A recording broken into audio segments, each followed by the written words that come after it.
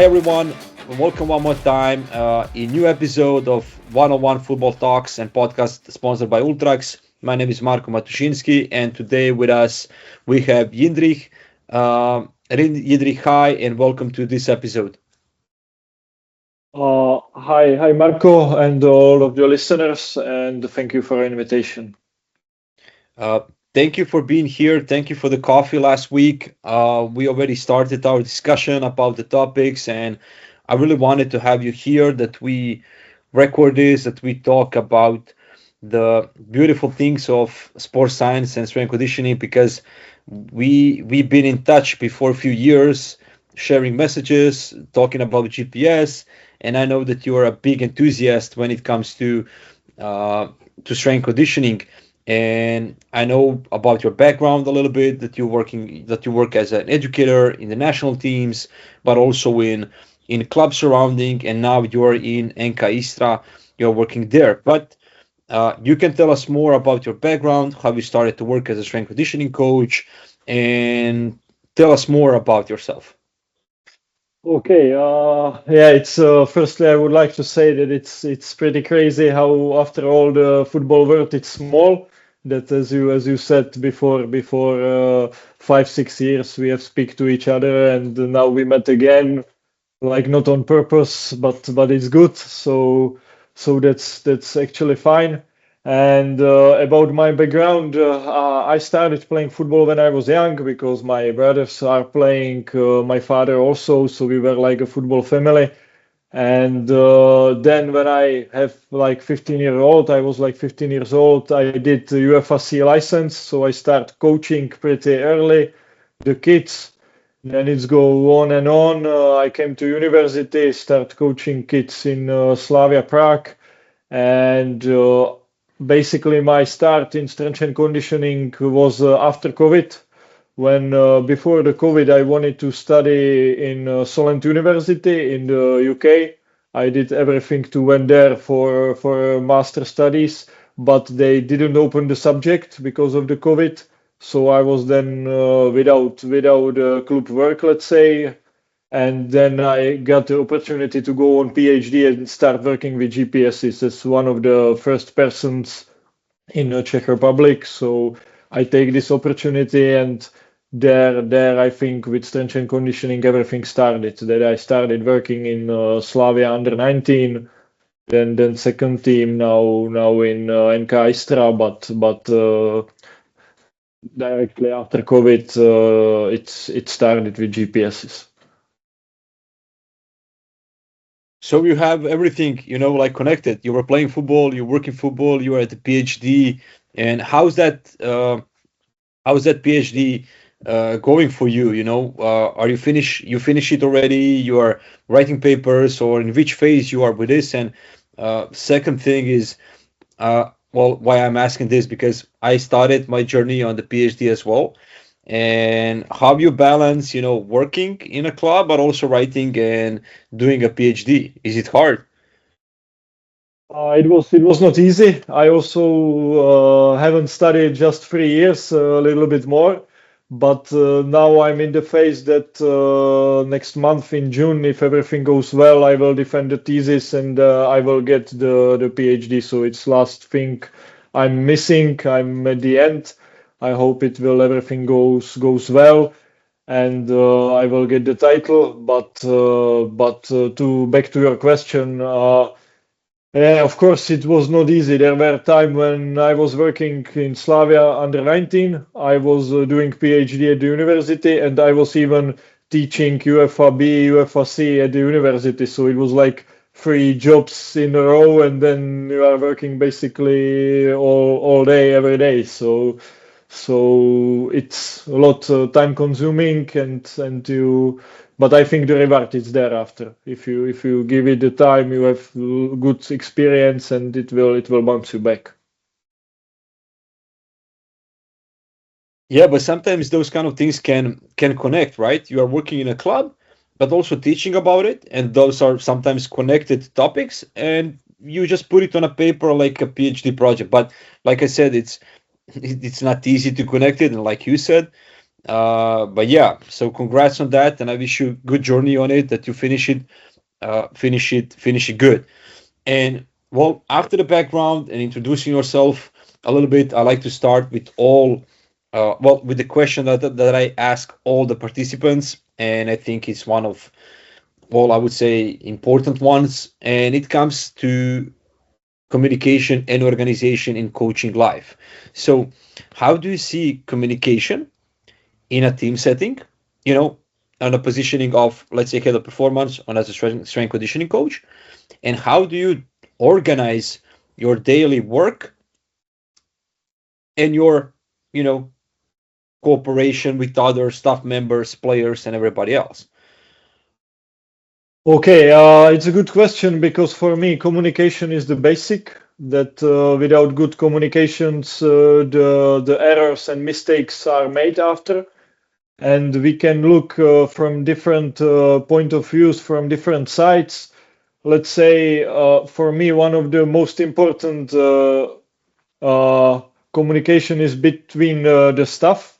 If we look more on the team settings, and especially strength and conditioning coach needs to communicate really good with the medical staff, because nowadays there are a lot of injuries and a lot of times you need to individualize the training, and you have to have a good relationship and every day communicate about the players that a lot of them have some minor injuries and you need to know what they can do or and what they cannot do on the training. And when you do mistake here, then it can easily bring unnecessary injury. That's a problem. Also, then communication with the coach as well, because you need to be aware that everything need to be linked, like the gym sessions, what you are doing on the pitch, which day, all the periodization. It's like too much things that need to align together. And if someone needs something, it's not done good, then it could cause a problem. So this communication, it's really important for me. Then we can look also into the communication with the players. There, maybe also because of my background from university, I like where the players are informed and they know why they are doing things. Maybe sometimes for some of them it can be boring that they can say, "Look, I just want to do what you tell me, and I don't know, I don't want to listen why." But I think if they know why they are doing, they are more motivated, and I can agree with it's that. much Yeah. better. Yeah, sometimes it's better for them when they understand what they are doing testing, what they are doing monitoring, and I think that the buy-in is bigger when you explain them, why you are doing this. And and yeah, we agree that the communication is important, and especially like you said in the medical surrounding, return to sport. But how do you organize it? We all communicate, and I like to ask, people who are coming here in the podcast episodes that we discuss about the communication. Where is communication important, and why is it important? But I also like to ask people how they organize, the communication. Is it by meetings? Is it on WhatsApp group? Do you use some kind of a Dropbox or something? And how you organize that channel of communications between the staff members and the players? Yeah, we use WhatsApp groups for staff, then WhatsApp group with the players as well. Then other parties that of course we met as a staff sometime before the trainings, where we sit all together and speak all this important info about the trainings, about injured players, preparing everything. So that's, let's say, on site communication. And then also from time to time we do presentation for the players, what we will do, how we are doing, results from testing also we are discussing with them, and so on. So it's like a combination of everything, I will tell, but it depends also on situation. Yeah, it's definitely a combination of everything. This chat and WhatsApp groups are quite important. it's a fast channel of communication. You can easily send them everything what you need. And well, you mentioned the presentations, and I would like to ask you more here. And it's like a scenario or a question when, or example, let's say you are coming to a new club and you have a new coach. And what's your approach, to this situation? How you explain to him or he to you how you want to work, how he wants to work? Is it a presentation? Is it a talk on a coffee? How you manage this when you have a new coach, you are a new strength conditioning coach, you are coming to a new club, and how you do that? From my point of view, it's you need to understand. Sometimes it's a little bit maybe hard, but what type of person is the coach? So basically, the first meetings, first speeches are, let's say, maybe on the coffee, something informal, or before the training, before the first trainings, and then you will see if he prefer to see like the overall picture when you do some presentation, or if he just prefers to speak on the daily basis and step by step getting where you want to be, and how you feel that. And then of course it's also about the daily work, because if you do good and he sees that you are improving the players, and it goes good, then he start believing you, and you can bring more and more ideas, and have like more influence on the whole process. So I feel it like that. Yeah, especially if you speak the same language and you show him that you know what you're doing, that you're confident in that, and uh, you show it with the results. And to have results, sometimes we need to measure things, right? But and let's say that you did that meeting with the coach, and you are starting your preseason, and some of the first things that coaches and teams are doing in the preseason is testing, right? And so I would like to hear your opinion on testing when it comes to preseason. How often do you do? When do you put testing? Is it a Monday, Tuesday, first day of a week of a preseason, after the 7 days, things like that? And which are the must-go testing procedures for you? Okay, for me, the testing is the best way to do first days of the preseason. Of course, the players should get some 7 to 10 days or 14 days. It depends when you end the season, when starts some, let's say, home program that they are going to the first training already prepared. But I prefer to test immediately when they come, and then after this testing, let's say some field testing like 30, 15 EFT, and then some testing of jumps, strength of muscles, etc. Then you can plan better the preseason, because you see overall picture of the team, what the team needs more, what less, and then you can adapt a little bit the training process. But of course, we are speaking here about the point of view on strength and conditioning, but every time on the first place have to be, let's say, the team model, the type of exercises you will use to prepare the team the best for the season, and then in with the communication with the coach, you need to find a way where everything can be linked, and you can do both. But yeah, we are speaking about the strength and conditioning part, but the field part and the football, let's say, tactical part, it's more important. Yeah, and when you want to connect something with the tactical part, you need to also explain the coach how you will connect your strength conditioning part with the tactical part. And yeah, it's a complex thing to do. Sometimes not easy to share everything, but we need to find the ways, and especially the ways in how to use that data. So let's say you did your testing, jumps, sprints, I know some endurance test. So how do you decide which variable you want to use? Is it height? Is it power? Is it final speed? And how you use that information for building training sessions, for the next week or two. So what's your approach here?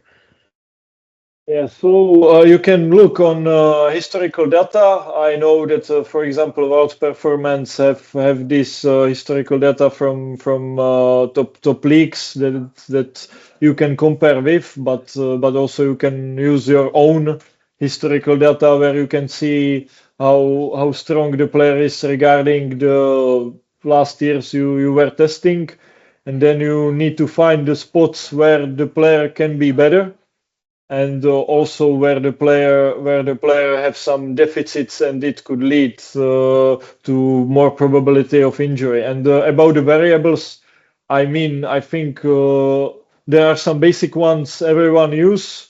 I when I choose the variables, or when I think about that, of course, also because of my studies, I rely a lot of times that I'm looking on the articles that are saying what it's important, what it's maybe redundant, and etc. And then there are a lot of variables that I think everyone believes in something else. You can use them, and if it makes sense for you and you will do decisions regarding that and work with that long time, it can help you. But someone use one type, someone use other type of the variables, but I think there is no one way to do the everything best. So everyone believes maybe in something a little bit different, but in the basic ones, I think we can speak like about jump heights, of Yeah. counter movement, and etc. Yeah, and I like the thing that you said is that you use your historical data, you know what you want to check, but you also have your believing what you believe is good regarding variables, but also you check the best practices of coaches around the world, but also papers to support that. Yeah, it's a combination of coaching guy, but also science work, and that's why we need to blend it together. And regarding the preseason again, and let's say that we did the testing, now we need to build your preseason weeks and training sessions. So what's your opinion on double sessions in preseason and how you program your preseason? Let's say regarding when you put the games, do you have double sessions?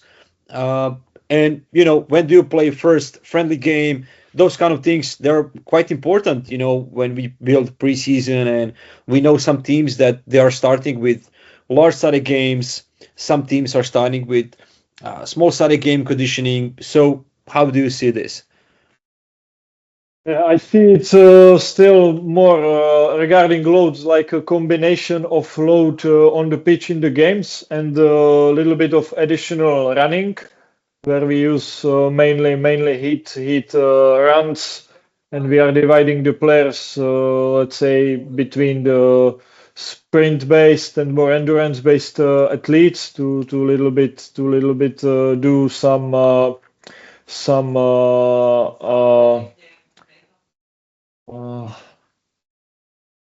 now I lost the Yeah, word. like Uh, you're combining them. You use sprinting data, max aerobic data, and you divide them into the more endurance part, speed part, right? And you build, uh, maybe heat-oriented drills or more continuous drills, something like that.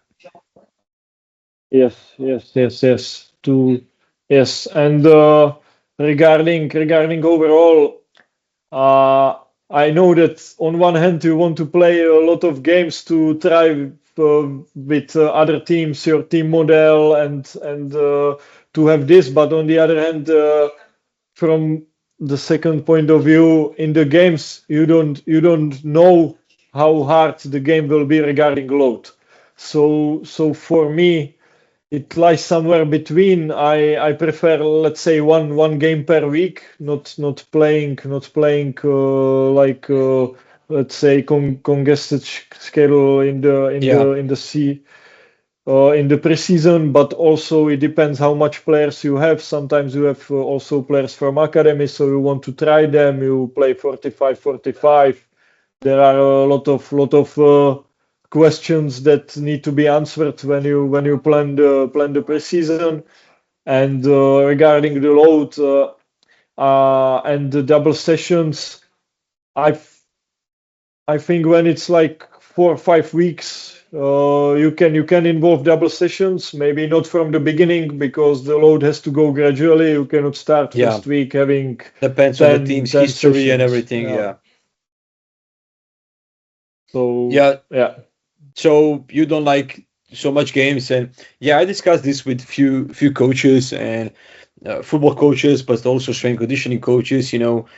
How many games do we want? And sometimes this depends on the status of the team, right? If we have physically good team and they need more games, just to tactically we work on those situations in offensive or defensive moments. We need more games to see them and to teach them. Well, we teach them on the training sessions, but we see them on games, right? But if we have a young team with a low chronic load, who maybe have some weaknesses in some parts of strength conditioning domain, then maybe we need more harder session, right? And sometimes when we have a lot of games, uh, we cannot train hard. If you agree, you just play a game. We can use that as a hard session, but you cannot do a hard session before a friendly game because maybe it's not the best possible way. Yes, that's true. And also from my experience, I have to mention that, for example, we had a friendly game. A lot of players that want to be in the team, and we played 45-45, the players. But in reality, some of the players in the full game they have normally like 1,500 high speed running, and here in 45 minutes the player almost done 1,000 because he already know that he will Yeah, play 45, so his pacing strategy was much higher because he's also fighting to be in the starting 11 in the season. that And then you that's it. think Yeah, that you play 50-50, like 45-45, but in reality it was not 45, it was much harder for the player. yeah, yeah. So this is something that it's connected definitely with the density of actions, and we need to think also about that. I know that you played only 45 minutes, but we need to see how what he collected in those 45 minutes when it comes to compensation session. And yeah, but it's a different topic, and we can leave it for later, regarding the compensation and how you see this. But after the, let's say, let's stick a little bit to the preseason, and let's go into one segment that is now quite, well, I would say interesting because, well, strength training is always interesting, but now with the technology that we have from the velocity-based devices, force plates, force frames, and everything else, strength training started to change a little bit in football. And so during the preseason, and when you are putting strength training with your team, how do you manage that? Is it one session per week? Is it before football session, after football session? So, what's your methodology when it comes to programming strength training and gym interventions? Okay, for me, from 5 trainings, we have four strength sessions. So almost like every day, even in the day that we don't have like this, let's say 30-40 minutes microdose, they do activations, the players. So basically for me, some type of strength have to be almost every day. And well, personally, I see that. Especially for lower body, it's better to put the gym after training or doing double session where it's time between the gym work and the pitch. Because Yeah, if you want the players to push hard and they pumped their muscles immediately before going on the pitch, they after don't feel good on the pitch. And still, we need to be sure that on the pitch is the important work. I mean, everything is important, but they need to be concentrated on the pitch also. yeah, and fresh for the football work, right? And You notice that now in strength training in football, but I think that this is something that is starting to happen in Croatia as well. Is that before every session we have some type of strength, right? So we start to use this micro dosing concept or separating one session into more smaller sessions. And do you use that strategy as well? Do you have one bigger session of strength, or you have every day some small blocks of strength work? And if you do, how you organize it? Is it one day lower body, upper body? Is it maybe different muscles? Like we focus on hamstrings on Tuesdays. We focus on adductors on mesh minus two, something like that. It depends on the types of microcycle, of course, but let's say in a normal microcycle, 2 days after a game, when we have training, we are doing upper body. If we have day off, we have upper body 1 day after training. Then in match day -4 or 3, depends on the week, we do lower body, more power based or strength based, and then when it goes closer to the game, match day -2, another upper body, especially for the younger players, and match day -1, we do 20 minutes, 20 minutes explosiveness, priming short priming session.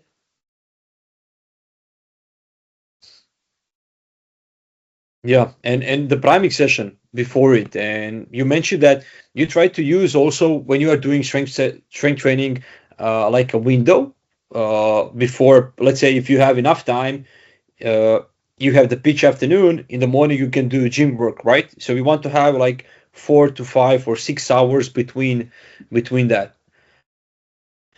Okay, cool. And here, I don't know, is it the same in your country and in clubs that you work, but sometimes here in Croatia, we used to had like double technical tactical sessions. In the morning you have technical tactical session, afternoon you have technical tactical session. And what do you think, from the physical perspective and players perspective, uh, is it a good option to have it, or if it's good organized, or maybe we is better to do just one longer afternoon session, to cover everything, than to have like double football work in the morning and the afternoon. It's also a preseason question, because it's a quite often scenario that you can find. Yeah, I mean, I cannot say if it's good or bad. It's also depend how effective you are, because if you have double sessions, but you are doing things that maybe are not as much effective, then For even sure, the yeah. players can easily think why we have double sessions if we can do the same maybe in one session. So I think it can work when it's done smart.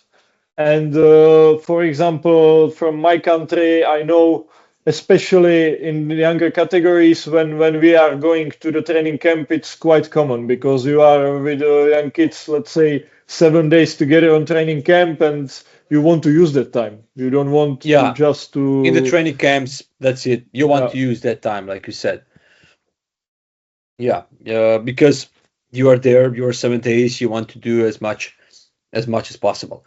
Okay, and regarding, well, strength training, and do you have any, let's say, exercises or movements that you want to cover, in a weekly basis? Let's say I like to use trap bar deadlifts, and every week I want to have one session with trap bar deadlifts, or maybe some step on the boxes, and maybe one set or two sets of Nordics per week. Do you have any exercise or exercises that you try to emphasize every week because you think they're important for covering them?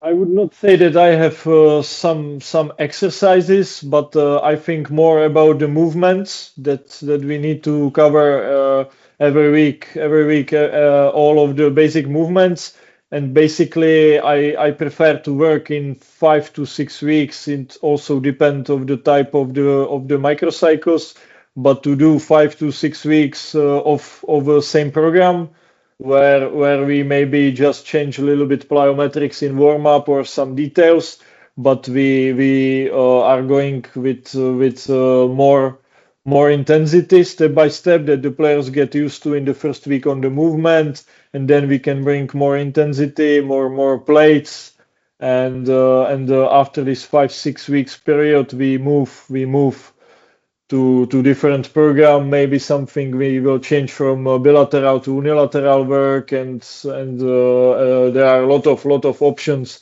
how to handle this. But more than isolated muscles and exercises, I think about the movements. Yeah, so like squat movement, hinge movement, push pull, but you just want to cover that movement with specific exercise. And Yes. and you mentioned plyometrics, and I'm glad that you did. And sometimes when we are talking about it and putting all the pieces together in a weekly cycle sometimes can be quite challenging, and especially when combining plyometrics with strength training. So how you combine plyometrics? Do you put it like every day a little bit, and depending on the dose, so you use it on a warm up, or you really use like plyometric stimuli to develop the qualities from SSC, eccentric braking phase, and do you combine it with strength training, or how you implement the plyometric work? We use plyometric work a lot in the warm-ups. When we have harder sessions in the gym, especially when we are doing legs, we also involve some hard, let's say, pink tier plyometrics, so some single leg hops, counter movements, pretty common, like twice a week. And I want personally to have, let's say, 30 to 40 one maximal intent jumps per week to maintain, or even let's say to get them to another level. And now at the end of the season, we did some retesting, and the results were good. So we are trying like that to put every week. And of Nice. course, I'm thinking about the movement. So have the lateral jumps, single leg, hops, bounce. So we are playing a lot with that. Something is every week. Let's say the counter movement we have in the program every week, and sometimes, especially like the low level plyos or deep tier, we are more mixing. Yeah, and it's a great stimuli to use it for a warm up and for the development. And I like that you said that you've been testing just before a few days, like you said, and you noticed the improvement in jumps, right? Yeah. So can you tell us more about it? And let's get back to testing then. How often you test those qualities? 4 times, 3 times, 7 times a season, and you noticed higher jump values or higher speed during jumps, maybe better technique during jumps, and is it possible then to improve those qualities during the whole season period? Like the main testing, we are doing twice a year in the summer preparation period and in winter. And then these jumps we started last month to from time to time test in match day -1. And regarding the testing and the results, I need to say that you have to have everything standardized, and you have to say true to yourself, because I feel that when you know how it's going, you really can change the results really easily. You will do a little bit of priming before you have immediately 5% up. So for example, we started Different cueing, yeah. yeah, so we started, for example, tagging that we have like tag. It was testing match day -1, and you compare with match day -1, because of course, if you will do match day -2 when they are tired from the hard trainings, and then you will compare match day -1, you can show to everyone that the players are better, but you just test him once when he's fatigued, and second time when it's prepared for the match without any fatigue. So that's important to to see these things, and also to have a standardized warm up, because without that you can have a lot of numbers that don't lead to anything. Yeah, and this is where a little bit of knowing statistics can be beneficial regarding effective size, error of measurements, coefficient of variance, smallest for flight change. These are all things that can tell us is it a real improvement or not. And having a different queuing during the jumps or something else can definitely impact the results. But I'm glad that you are using those testing environments in a professional setting, in first team environment, so it can be done and it should be done so that we can answer, are we heading in a good direction? Perfect. And this can also be used as a monitoring tool, right? So uh, one big session of testing give us a profile, but small testing periods give us monitoring tools and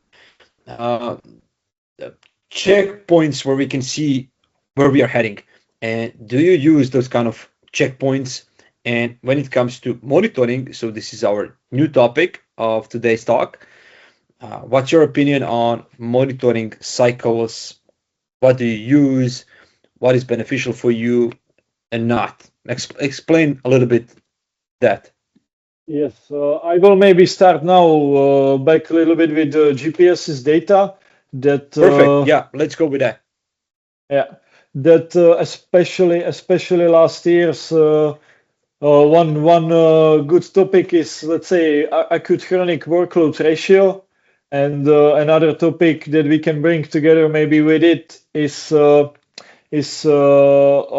match to training to match ratio. And Yeah, we can see yeah, the articles that some amount of load, it's it's not good to go over that. But on the other hand, I see that every player, it's individual. You have different running economics. You have different sleep, nutrition. You can speak about 1 million things. So for definitely. me, these numbers are like a good guide, but then you need to check with your own eyes and speaking with the player, and it's important for me the everyday speak with the physios and with all of the stuff, because that is much more important. You can say that 1.5 high speed running or sprint, it's enough to do in a week, but you can have player that will do 2 times and he will feel good. So you cannot That's tell it. Yeah. him you did too much here by numbers, so you will not train tomorrow, or you will train less.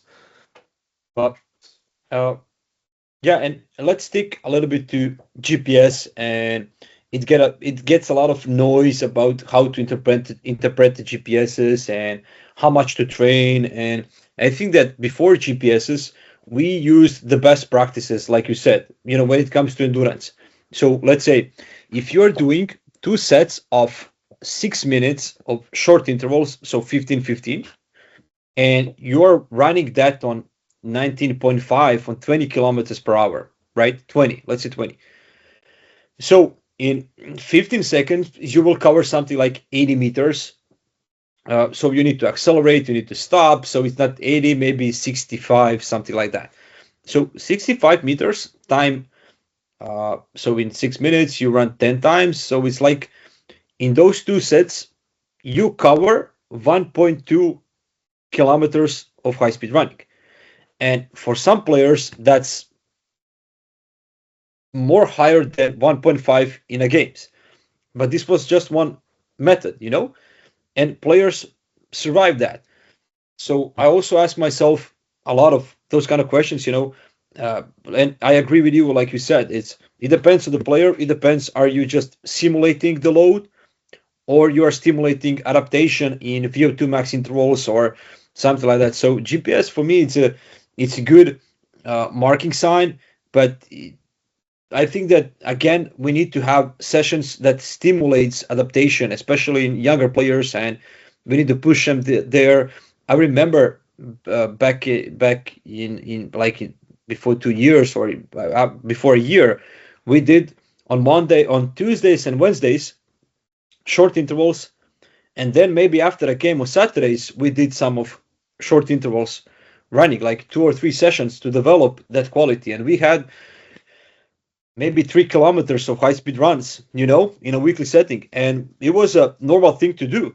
Like next week, we even increased until 2 times 8 minutes of those runnings. And it was normal.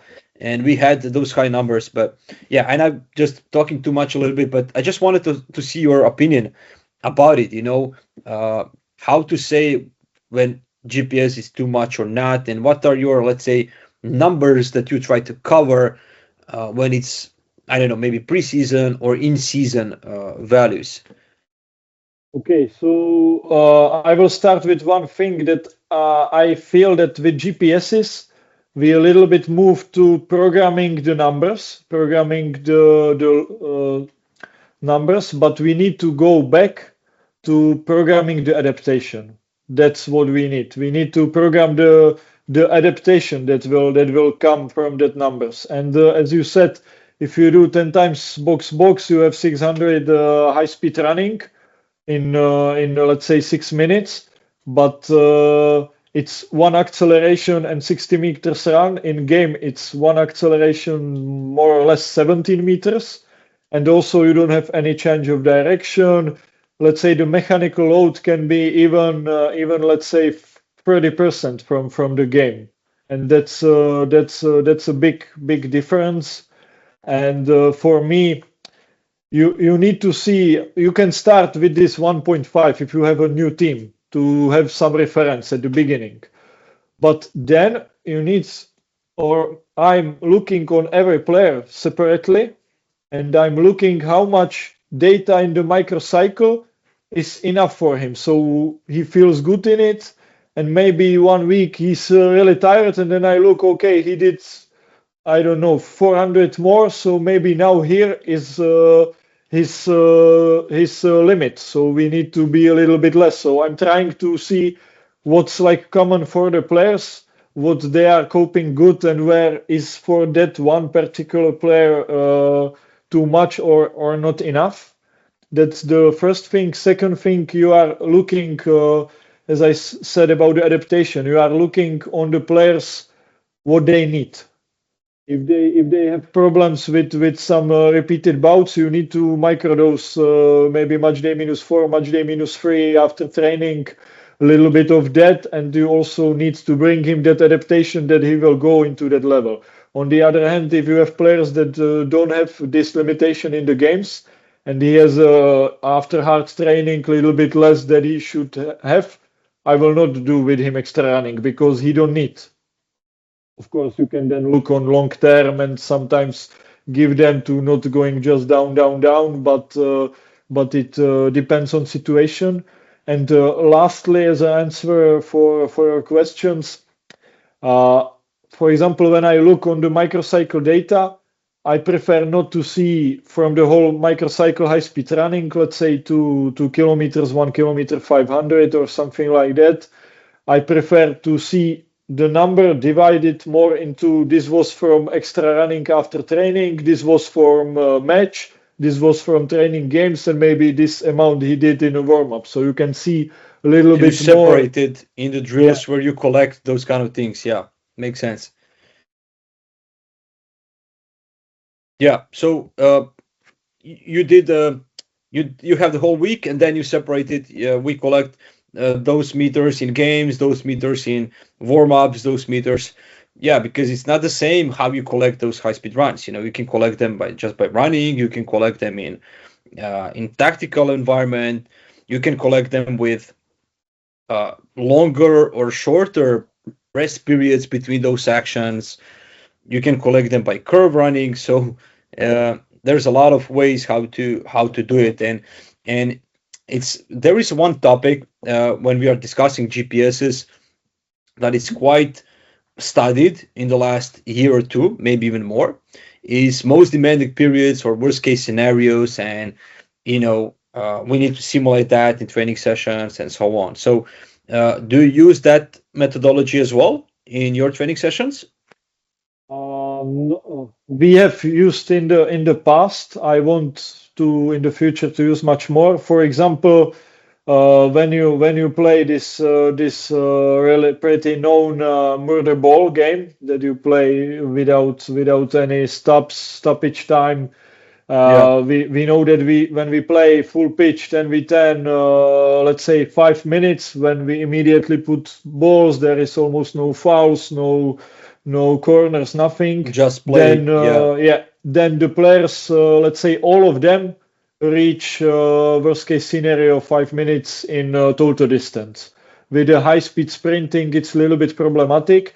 But also, I will bring one question: do we really want or need to reproduce just the game demand, or we need to look onto the on that from the adaptation side? So let's say every player have some worst case scenario 1, 3, 5 minutes, and this happens maybe once in a game, or from the studies we can see that it happens one. Then we can look, for example, on 85% from this worst case scenario. We will see that this can happen 4 or 5 times a game for the player, and Yeah. then we need to decide if the player needs to bring the one worst case scenario up, that he can work, let's say, with a higher intensity, or you can have also type of players that already have pretty high intensity, but they cannot reproduce that. So then it's always questions if it's good to just once reproduce in the training the worst case scenario to like cover that the players are used to from training to what can happen in the game. Maybe also there are not studies yet, but also it can help maybe with some injury prevention. With some rehab, definitely. Yeah. Or if we are thinking more about how to move the players to play with a greater intensity, because also we have spoken here about some weekly data, but for me it's not important just how much you do throughout the whole week, but in which exercises in the trainings you are able to be above the at least the mean value from the game. So you will stimulate the players that they can actually play in higher pace that they are used to. Yeah. So you're saying that if you have that pace in game, uh, I don't know, maybe you define that with meters per minute or high speed running per minute, or how do you define the pace? You want to your teams to train in some drills close to that pace or even higher, if I understand correctly.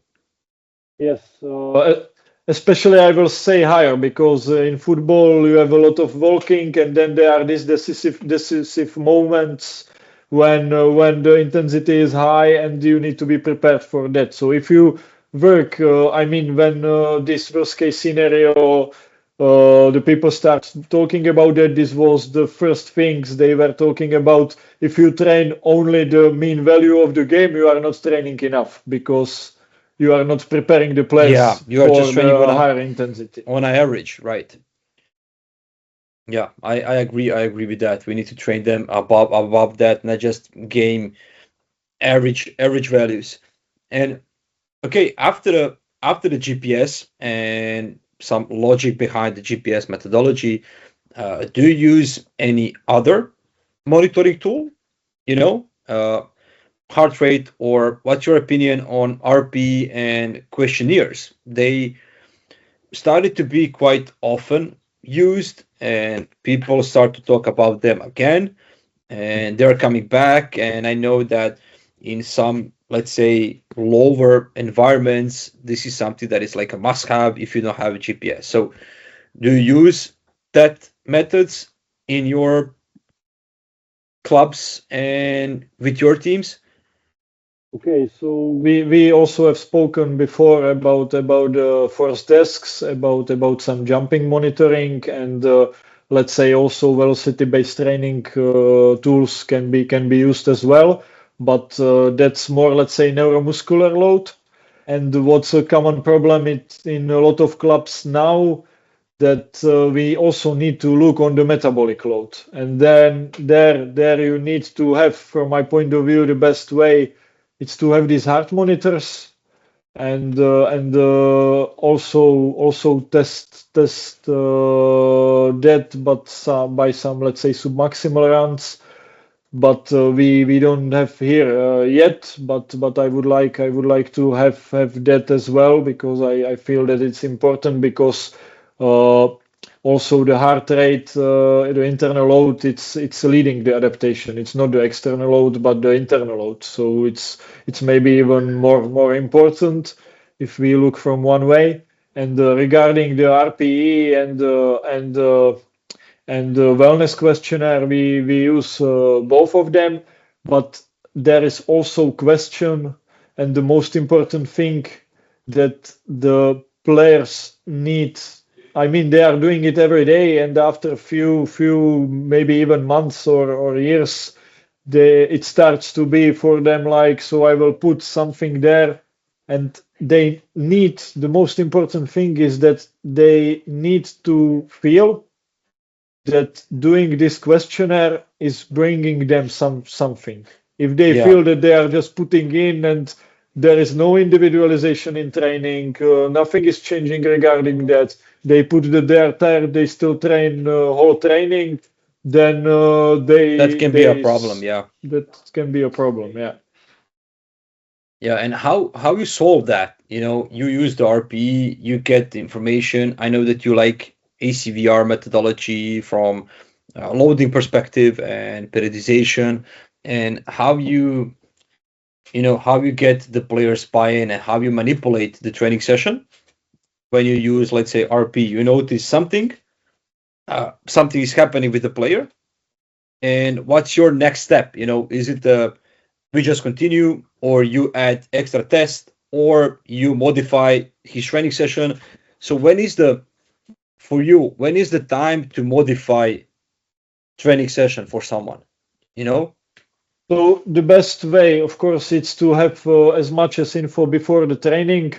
In the past, when we were doing, for example, some repeated sprints or things like that, we were a lot looking on this. That, for example, we play day before small-sided games.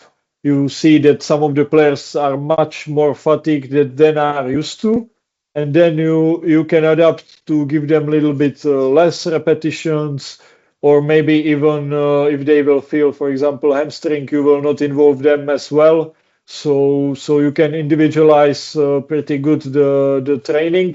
But what I don't like is, but sometimes it can also happen, but I don't like that much to do this decision on the pitch. I think you should have all the info before, then you can good plan good the training. Yeah. But yeah, sometimes it's also happened that you need to solve something on the last minute, but a lot of times it's unnecessary and it could be prepared before. So you think that we have enough information that we can say before the training session what we need to do with that player, with that team? Yes, yes. And regarding the question also, from my point of view, you cannot change the things just because of one information. Yeah, Because yeah, definitely. so it's always like combination, physio, last load, maybe some testing, wellness questionnaire. A medical department, yeah.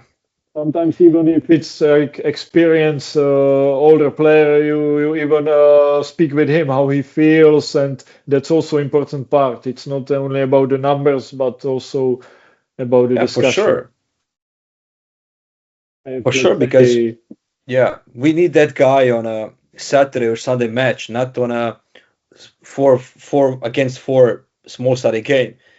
yeah, So yeah, and I know that sometimes here that uh, it's quite hard to move some for the coaches and for us as a staff to move some exercise or to move some players from the drill. We think that if he doesn't do 100% of everything, we will miss something. But sometimes, especially for those guys, it's like, okay, skip 2 sets, be ready for Saturday.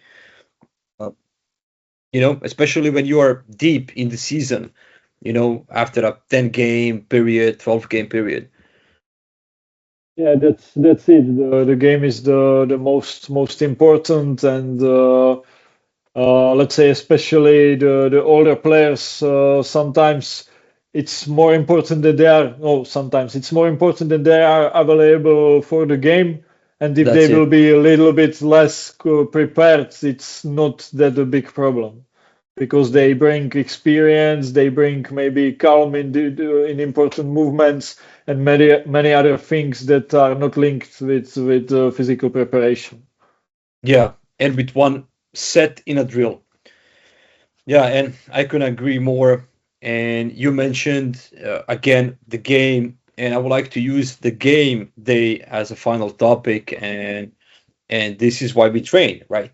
And we need to talk about it a little bit. And how is your organization of the game day? So, what's your warm up for the game? What's your priming session?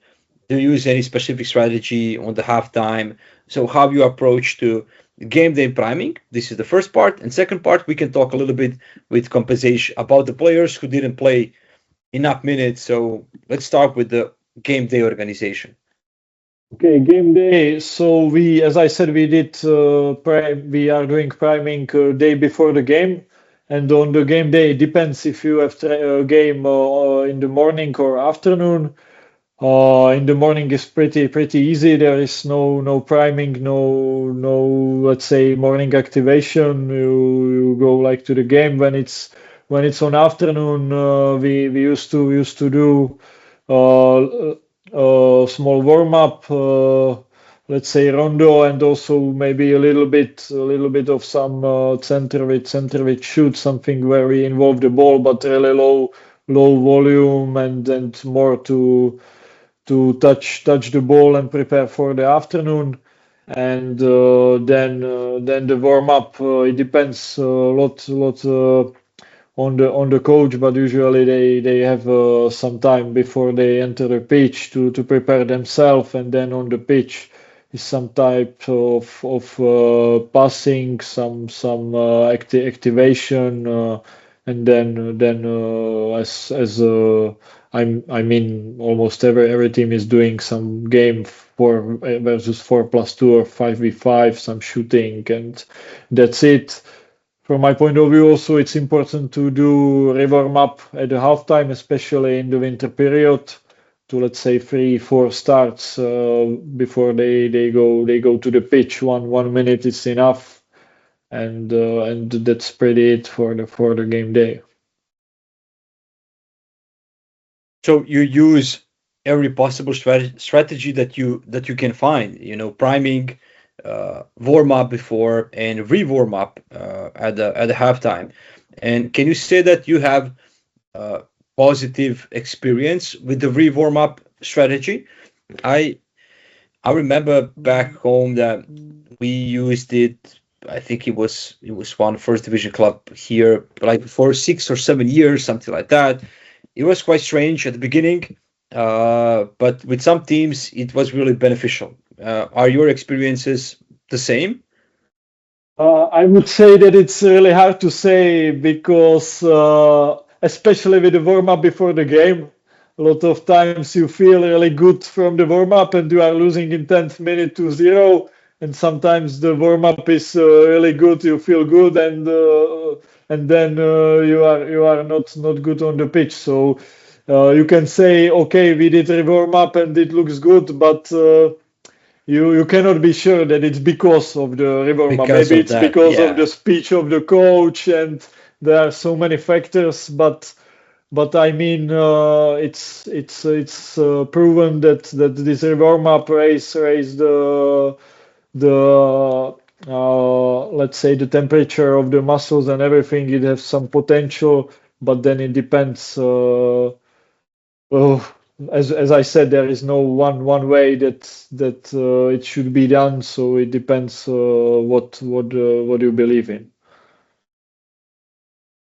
And do players love it? How do you see the players when doing that that part. I see that a lot of teams now in Croatian football, first division, first teams.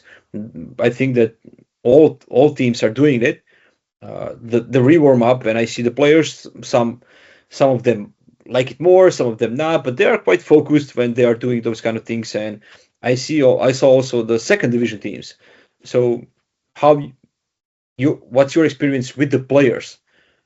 I mean, when it's the match day and you are doing this, especially when the game is tight and then they are going into the pitch, you prepare that you will do with them, but you also can obviously see that some of them are doing 100%, some one of them 80, and you just let them do it their way because they need to be good, especially in the head to prepare in the game, and you don't want to tell them at the halftime immediately before the start of second half, hey, you didn't do that 100%. What are you doing? So I think they will. Who believes more? He will Yeah, do 100%, and who don't believe, he will do maybe 80 just to have it done, and that's it. and we left on the last thing, and when we put those 11 players inside of the pitch, we still have some of them who are sitting on a bench. And sometimes those guys are warming up for 15 minutes, 35 minutes, 40 minutes. It depends on the coach and the tactical situations on the pitch. But still, some things we need to do with those guys. And what do you do with the substitute players? How you do extra conditioning or extra work with them? Do you have any specific numbers that you try to cover, or how you periodicize things for those extra five, six, or seven players? We are trying to. It depends where you play, because if you play somewhere far away and you come home at 3, 4 o'clock in the morning, then sometimes we give a match day plus one free, and then we start the week match day plus two. In that case, we do at least some heat running after immediately after the game, some box, maybe one top speed as well to cover a little bit of this, and then we do this match day plus two, a little bit more of load with them. And when it's, let's say, classic week, when you have day after the game, the training match day plus one, we try to cover there, let's say 80% of the game, and also mainly in game environment, not just reaching the numbers in box, but trying to be as close as possible to the game demands. So 80% of the volume of everything, when it comes to, let's get back a little bit to the GPS. So 80% of total distance, high speed runs, something like that. Yes, it depends on the week also. Sometimes you play, for example, Sunday, Friday, sometimes Sunday, Sunday. So it depends on this. And also we try to cover, let's say, somewhere up to 80%, but you also look more about not only about the data you want to cover in training, but how many sets and reps and how long every game should be. So it's also about how many you will play. Let's say some small-sided games, 2 sets of 6 or maybe 2 sets of 8. It depends on the week. So you can periodize, and before the GPSs it was common that you periodize the time, not the data. So I feel comfortable with this as well. Yeah, and it definitely depends on, are you playing away game, home game, and uh, well, and is tomorrow a day off or something like that? And yeah, these are all the things that we need to take into account, and this is the best part of working as a strength conditioning coach in football. And the last thing, the professional topic, the last topic, professional wise, is let's say regarding maybe intensities of compensation session players. So do you try to cover, let's say, I know some coaches and strategies that they try to cover high velocities on a game day scenario, let's say after the game, but next day they cover some other aspects like A cells, D cells, and so on. Do you use similar approach, or you hit everything on a match day +1? You do everything on that day. I know that it depends on the weekly cycle and everything, but what's your opinion regarding the max intensities? Uh, we also sometimes did that after a game we do this box or box to the half line or this kind of stuff, and then second day small sided games.